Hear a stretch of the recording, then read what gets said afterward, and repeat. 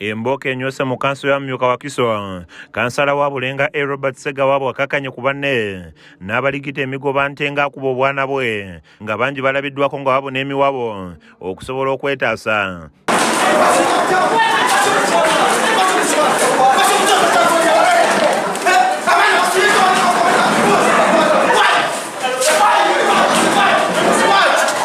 Bano leero batuddeyo okulonda obukiiko bwa kanso obw'enjawulo oluvannyuma lw'ekisanja ky'ababaddeko okuggwako nga kanso eno ebadde ekubirizibwa sipiika Akim Mugalu era nga bino tebinnabaawo bannakibiina kya Nuupu.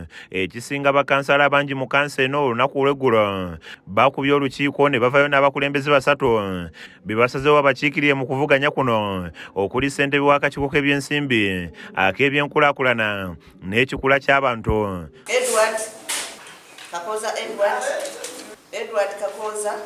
Wabula ekibajja enviiri ku mutwe bano tekuliko n'omu alondeddwa nga kye kijje kansala Ssegawa mu mbeera n'afuluma ebweru n'anona emiggo olwo n'akkakkana ku banne n'abawuttula nga bw'akaaba nti bakooye abakulembeze abajjudde enkwe.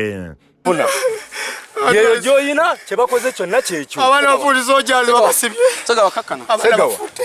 Kakkana. Ssegawa nyina abayirawo. Alani. Oyona bakumbere bitawo. Nabakuira pasi ne bajja wano. Kati basiruwala busiruwazi.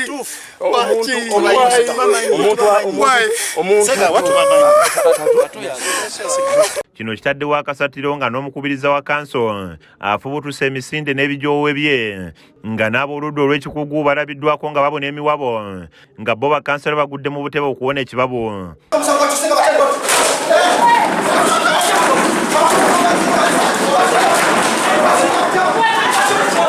Kino kitutte akaseera nga beetolola kansala ono okusobola okumukwata bamuggyeko emiggo okutuusa ssentebe wa Koka Ssebucyu Isaac bw'amuvumbagatidde.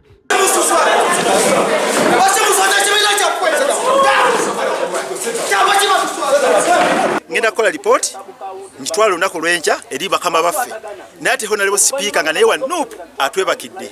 Ssegawa agamba nti teyejjusa lw'ekyo ky'akoze kubanga akooye enkwe ezibavumaganyisa buli kiseera. Abaana basibiddwa bali makomera, abaana bafudde because of these stupid guys.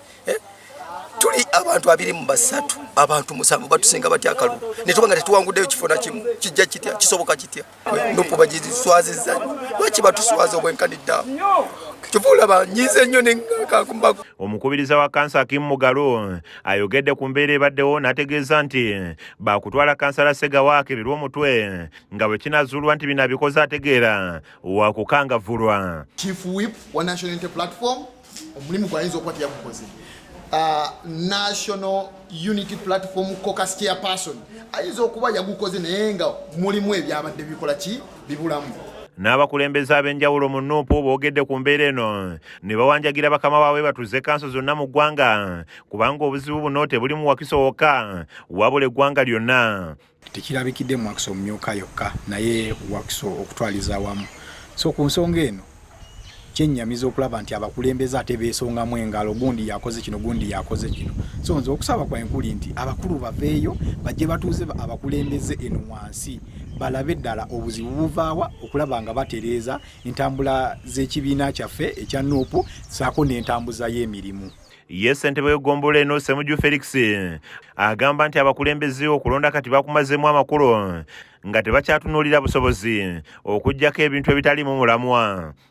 Nga tazze kusaavinga nze ne bwe njagala ntya ate ne given point wate okubeerawo ow'abakadde naye mba simwagala ow'abakadde naga nti simwagala naye wate okubeerawo oki that position has to be there.